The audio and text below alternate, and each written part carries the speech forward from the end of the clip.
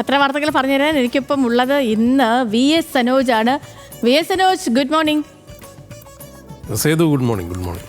Okay, അപ്പോൾ എന്തൊക്കെയാണ് പത്രവിശേഷങ്ങൾ?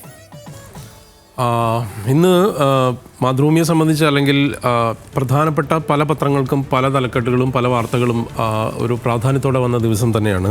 പതിവ് പോലെ അല്ലെങ്കിൽ പല ദിവസങ്ങളിലും അങ്ങനെയൊക്കെ തന്നെയാണ്.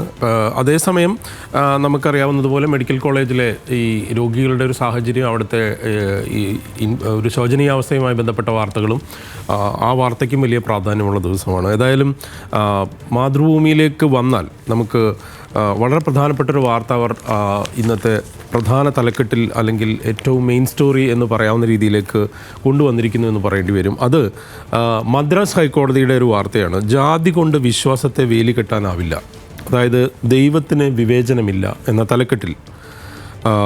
അവിടെ ഈ കാഞ്ചീപുരത്തെ ഗ്രാമത്തിൽ ഒരു ദളിത് മേഖലയിലൂടെ ക്ഷേത്രരഥം എഴുന്നള്ളിക്കാനുള്ള നടപടിയെടുക്കാൻ ജില്ലാ ഭരണകൂടത്തോട് ഉത്തരവിട്ടുകൊണ്ടാണ് കോടതിയുടെ നിരീക്ഷണം. കാരണം കാഞ്ചീപുരം പുത്തഗ്രാം പ്രദേശത്തെ ദളിത് വിഭാഗത്തിൽപ്പെട്ട ആളുകൾ സമർപ്പിച്ച ഹർജിയാണ്. ആ മേഖലയിലൂടെ ഈ രീതിയിലുള്ളൊരു ചടങ്ങ് നടത്തുന്നതിനുള്ള ഈ പറയുന്ന പോലെ മറ്റ് വിഭാഗങ്ങൾക്കുണ്ടായ എതിർപ്പിനെ തുടർന്ന് അത് കേസാവുകയും അത് ഹൈക്കോടതിയിലേക്ക് പോകുന്ന ഒരു സാഹചര്യം ഉണ്ടാവുകയും ചെയ്തതാണ് ഇതിൻ്റെ പശ്ചാത്തലം. അപ്പോൾ അതിൽ വളരെ പ്രധാനപ്പെട്ട ഒരു കാര്യം മദ്രാസ് ഹൈക്കോടതി പറയുന്നു എന്ന് മാത്രമല്ല, ഈ ദളിത് വിഭാഗത്തുമായി ബന്ധപ്പെട്ട അല്ലെങ്കിൽ അവർക്ക് ക്ഷേത്രപ്രവേശനവുമായി ബന്ധപ്പെട്ടും എല്ലാം ജാതി മതിലുള്ള ഒരു സംസ്ഥാനമാണ് തമിഴ്നാട്. അത് ഒരുപാട് തവണ അത് പൊളിക്കുന്ന സാഹചര്യം അവിടുത്തെ പുരോഗമന പ്രസ്ഥാനങ്ങൾ നടത്തുകയും ചെയ്തിട്ടുണ്ട്. കഴിഞ്ഞ വർഷങ്ങളിലെല്ലാം തന്നെ ഈ ജാതി മതിൽ പൊളിച്ചിട്ടുള്ള അനുഭവം നമുക്ക് അറിയാം.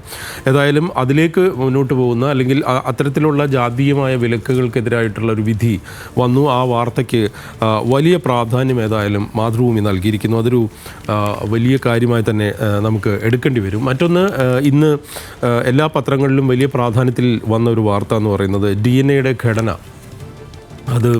ആ ഘടന കണ്ടെത്തിയ ജെയിംസ് വാട്സൺ എന്ന് പറയുന്ന ശാസ്ത്രജ്ഞൻ വിട പറഞ്ഞു എന്നുള്ള വാർത്തയാണ്. ആ വാർത്തയ്ക്ക് വലിയ പ്രാധാന്യമുണ്ട്. ലോകത്തിൻ്റെ അല്ലെങ്കിൽ നൂറ്റാണ്ടിൻ്റെ കണ്ടുപിടുത്തം എന്നൊക്കെ വിശേഷിപ്പിക്കപ്പെട്ട ഒരു കണ്ടുപിടുത്തമാണ് അത്. കാരണം അത് പിന്നീടുള്ള ഈ ജിനോം മാപ്പിംഗ് അടക്കമുള്ള കാര്യങ്ങളിൽ, അതുപോലെ തന്നെ DNA സാമ്പിളുകൾ പരിശോധിച്ചുകൊണ്ടുള്ള ഫോറൻസിക് എവിഡൻസുമായി ബന്ധപ്പെട്ടും അല്ലെങ്കിൽ ഇൻവെസ്റ്റിഗേഷൻ പ്രൊസീജിയറിനെല്ലാം തന്നെ വലിയ രീതിയിൽ ഗുണം ചെയ്തൊരു നിർണായകമായ കണ്ടുപിടുത്തം എന്ന് പറയാം. ഏതായാലും അത് കണ്ടെത്തിയ ജെയിംസ് വാട്സൺ അടക്കം 2 പേരാണ് കണ്ടെത്തിയത്. അതിൽ ജെയിംസ് വാട്സൺ അന്തരിച്ചിരിക്കുന്നു. അദ്ദേഹം ഇന്നലെ അന്തരിച്ച വാർത്ത 1-ാം പേജിൽ മാതൃഭൂമി നൽകിയിരിക്കുന്നു. ഇത് ഉൾപേജിൽ വലിയ പ്രാധാന്യത്തോടുകൂടെ പേജ് 9 മലയാള മനോരമയും നൽകിയിട്ടുണ്ട്. അത് ആ വാർത്തയ്ക്ക് 2 രീതിയിൽ പ്രാധാന്യമുണ്ട്. ഒന്ന്, ശാസ്ത്രത്തെ ഗോവണി കയറ്റിയ മഹാപ്രതിഭ എന്ന് പറയുന്നു. മറ്റൊന്ന്,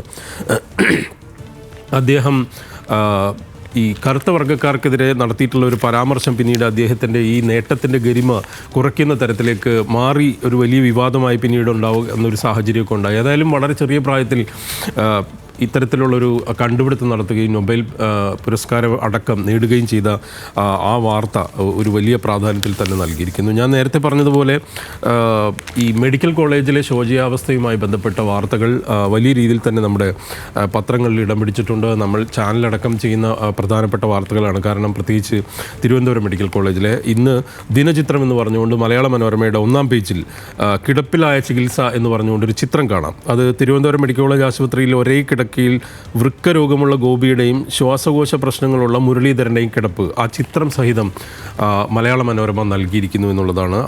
അതിൽ തന്നെ കാണാം ഈ അവിടെ സൂക്ഷിക്കേണ്ട സാധനങ്ങളെല്ലാം ആ ബെഡിൽ തന്നെ വെച്ചിരിക്കുന്നു. അതിൻ്റെ ഒപ്പം ഈ മെഡിക്കൽ ഡോക്യുമെൻസും അവിടെ തന്നെ വെച്ചിരിക്കുന്നു. ഇതിനിടയിൽ ഇത്രയും വലിയ ഗുരുതരമായ അസുഖമുള്ള 2 രോഗികൾ അവിടെ കിടക്കുന്നു എന്നുള്ളൊരു എന്താ പറയുക, വളരെ ദയനീയമായ അല്ലെങ്കിൽ ഭീകരമായ ഒരു സാഹചര്യം ഏതായാലും അവിടെ ഉണ്ട്. അത് ഇന്ന് 1-ാം പേജിൽ നൽകിയിരിക്കുന്നു. ഒപ്പം ഈ വാർത്ത അല്ലെങ്കിൽ ഇതിനെ തുടർന്ന് ഇതുപോലുള്ള ധാരാളം പ്രശ്നങ്ങൾ നിലനിൽക്കുന്നു ആശുപത്രികളിൽ നിന്ന് സംബന്ധിച്ച് ഇന്ന് മറ്റു പത്രങ്ങളും വലിയ രീതിയിൽ ആ വാർത്തയ്ക്ക് പ്രാധാന്യം നൽകിയിരിക്കുന്നു. സിസ്റ്റം തന്നെ പ്രതിക്കൂട്ടിലെന്ന് സുപ്രഭാതത്തിൻ്റെ തലക്കെട്ടിൽ ഇതുമായി ബന്ധപ്പെട്ട് ഹൃദ്രോഗ ചികിത്സ വൈകി രോഗി മരിച്ച സംഭവം, ക്രിയാറ്റിൻ അപകടനിലയിൽ അല്ലായിരുന്നു, സൂപ്രണ്ടിൻ്റെ വാദം തെറ്റാണ് എന്ന് പറഞ്ഞുകൊണ്ട് ഒപ്പം തുറന്നടിച്ച് തിരുവനന്തപുരം മെഡിക്കൽ കോളേജിലെ ഡോക്ടർ ഹാരിസ് എന്ന് ഹാരിസിൻ്റെ ഒരു പ്രതികരണം ഏതായാലും സുപ്രഭാതം അതും കൂടെ ചേർത്തുകൊണ്ടുള്ള വാർത്തയുണ്ട്. ഒപ്പം തിരുവനന്തപുരം മെഡിക്കൽ കോളേജ് ന്യായീകരണം കള്ളം എന്ന് കേരള കൗമുദിയുടെ ഒന്നാം പേജിൽ മരണത്തിലേക്ക് തള്ളിയിട്ടു എന്നാണ്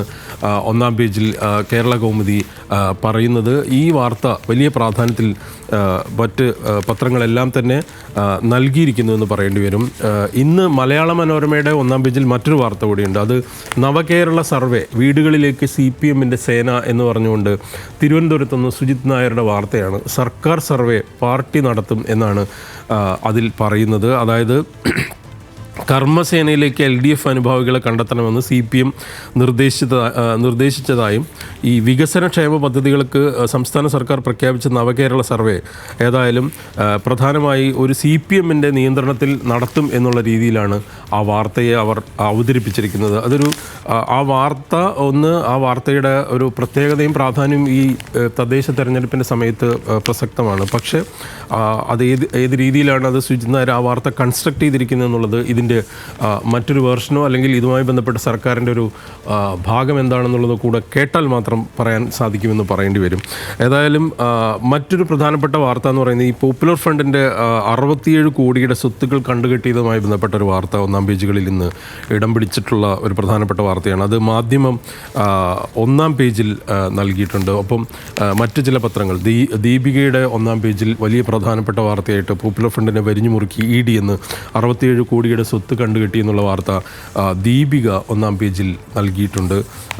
മാധ്യമവും അത് ഒന്നാം പേജിൽ നൽകിയിരിക്കുന്നു. ED കേസിൽ കള്ളപ്പണ കേസിലാണ് EDയുടെ നടപടി. പോപ്പുലർ ഫ്രണ്ടിൻ്റെ മഞ്ചേരി ഗ്രീൻ വാലി അക്കാഡമി അടക്കമുള്ള 67 കോടിയുടെ സ്വത്തുക്കൾ എൻഫോഴ്സ്മെൻറ്റ് കണ്ടുകെട്ടിയെന്നാണ് ആ വാർത്തയിൽ പറയുന്നത്. ഒപ്പം മാധ്യമത്തിൻ്റെ ഒന്നാം പേജിൽ ഇന്നൊരു കൗതുകകരമായതും എന്നാൽ നമ്മൾ ശ്രദ്ധിക്കേണ്ടതുമായ ഒരു ഹ്യൂമൻ ഇൻട്രസ്റ്റ് സ്റ്റോറിയുണ്ട്. കാരണം അത് 12 മണിക്കൂർ ഡയാലിസിസ് കഴിഞ്ഞ് ശാസ്ത്രോത്സവത്തിൽ ക്ലേ മോഡലിംഗ് മത്സരത്തിനെത്തിയ 5ാം ക്ലാസ് വിദ്യാർത്ഥിയെക്കുറിച്ചാണ്.